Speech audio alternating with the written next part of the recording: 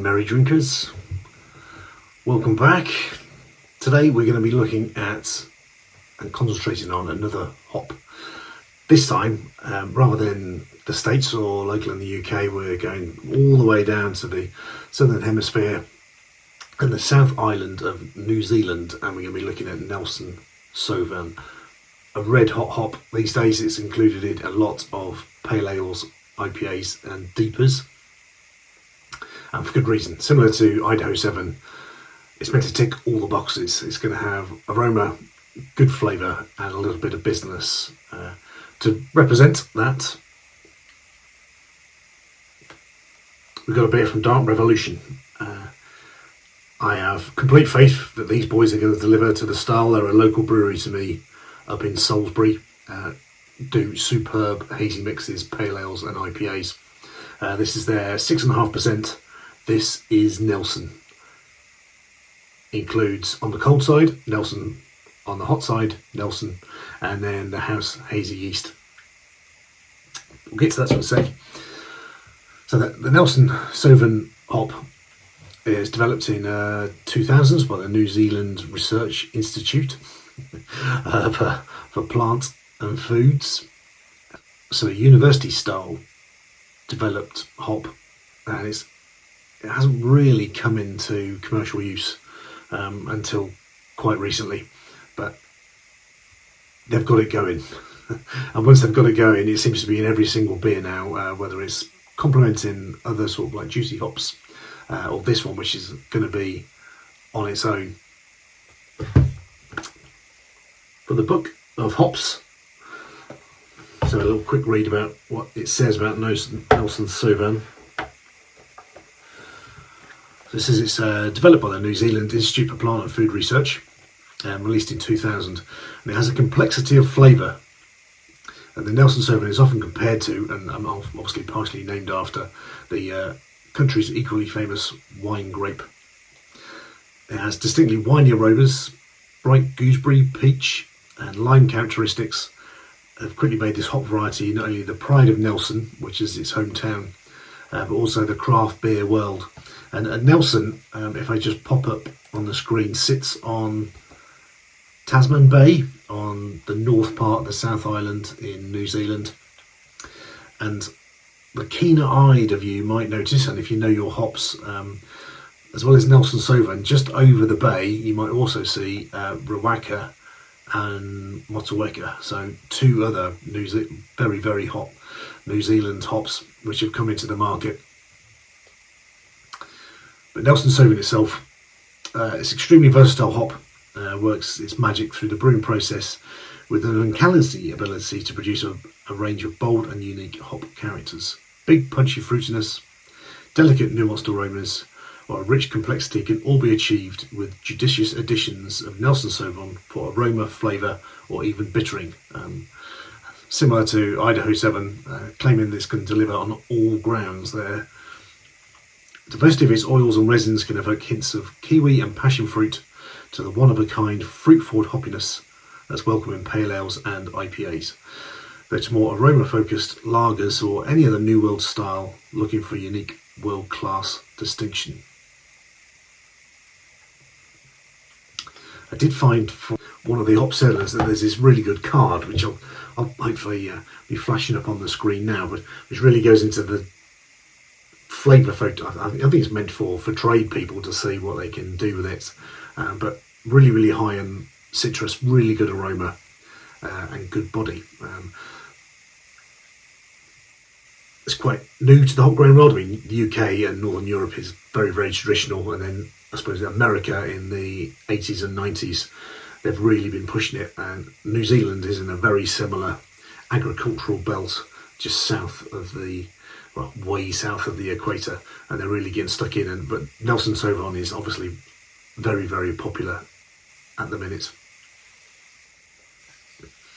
The picture on the photo, I mean, it's a great book, this book of hops, but it says it's been developed from smooth cones, but this actual Nelson Sauvin is actually quite broad. It's sort of like, it almost looks quite bushy as a hop cone, but it does seem to develop an awful lot of acids, which is where that hopefully the stone fruit, gooseberry, white wine type flavours are going to come from. Other end to a juicy, this is going to be, so rather than sort of like an orange and tropical burst, really, really sweet, this is going to be a slightly more mineralistic white wine and refreshing type of flavour, hopefully. But we'll see. So Dark Revolution, great company, always come up with black cans. I'll do a actual video on them at some point in the future because they're one of my favourites. I can't say enough good stuff about them. Do really, really good hazy pale ales and IPAs, and some of the stouts are pretty top notch as well. It's only just up the road from me in Salisbury. I should probably just go there, but for now we'll deal with the tins. They always have these great, quite dark skull themed bits, and named after This Is Nelson. Nelson in New Zealand, I forgot to mention, is named after Admiral Nelson in the UK. So I think if you ever visit there after winning the Battle of Trafalgar, a lot of the street names and the areas are all themed about his ships and his life. And he lives on through beer these days. It's 6.5%. This is available on their website shop if you want to get hold of one for £4.50. It has extra pale, flaked wheat, oats and dextrin in the malt mix.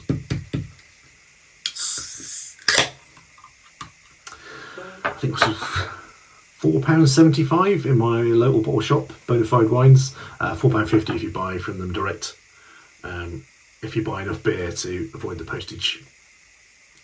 Hackney Church little pint pot. Let's have a look what this is like in the glass. I can see from pouring that looks pretty thick. Very nice head that comes up on that.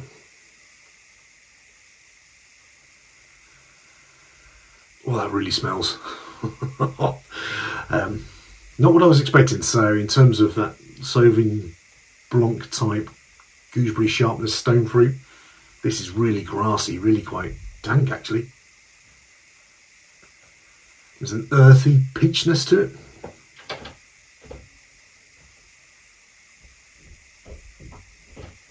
Yeah, this smells like it's going to be really earthy and really out there. Let's give it a go. Cheers.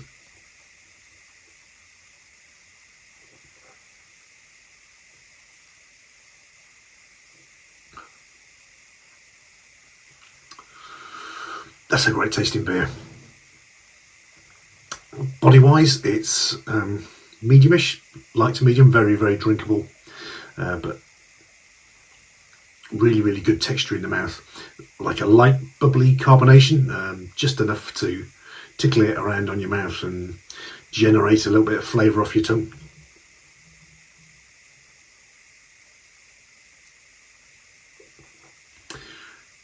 I'd say it's gooseberry, but it's a bit more stone fruity. There's like an earthy peach taste to it.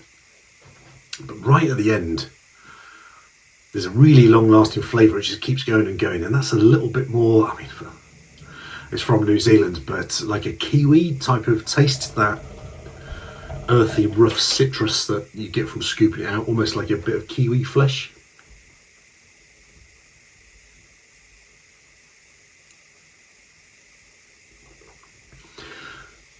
Superbly drinkable. Dark Revolution make great beer, and this is another one that's completely along those lines. From the Nelson Sauvin point of view, you are supposed to pick up passion fruit, you are supposed to get gooseberry, so it's that sharper end of citrus.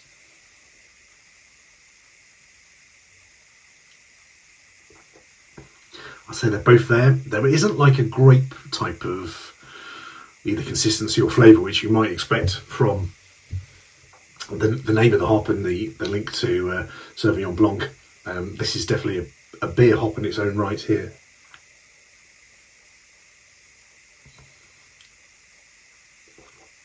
% is very well hidden. It is a very drinkable beer. It's got some lovely lacing going down the Hackney Church Brewed clear glasses, superbly made. And I'm going to be quite careful I don't drink this too quickly. It's got, even though they're quite sharp, acidic citrus flavours in that gooseberry, and with that kiwi at the end, it is slightly moreish. I remember on the Idaho 7, it didn't quite deliver the bitterness that you needed. It was just a little bit too sweet. This is much more balanced. It's not as sweet, but the bitterness just arrives at the back end. That sort of kiwi skin brings you back in.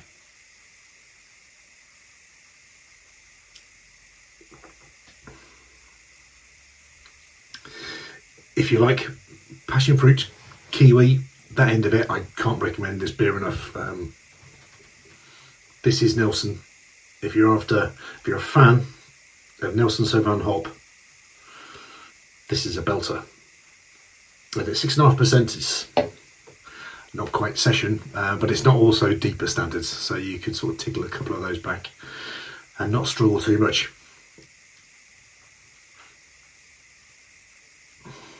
Compared to the Idaho 7, I think I prefer it. I prefer a slightly bitter beer. I'm a bit more West Coast IPA than I am to NEPAs and East Coast. But this is an absolute corker, and I can imagine it lending itself very well to really, really juicy hops. This might bring a degree of bitterness and sharpness to the back end. Yeah, there's a lovely earthy consistency to the back of that. I mean, you have to appreciate those sort of flavours, and I do, but this is Nelson, an absolute cracker of a beer. Nelson Sauvin, I can see why people are heaving it into their pale ales and sticking it into their IPAs, and even I'd imagine if you had a really sweet lager, this is going to add just a nice little bit of complexity, a nice bit of lime bitterness on the back end to give it some real punch. I think we'll be exploring a few more hops from New Zealand in the weeks to come, but Nelson Sauvin, an absolute belter. Until the next time, cheers.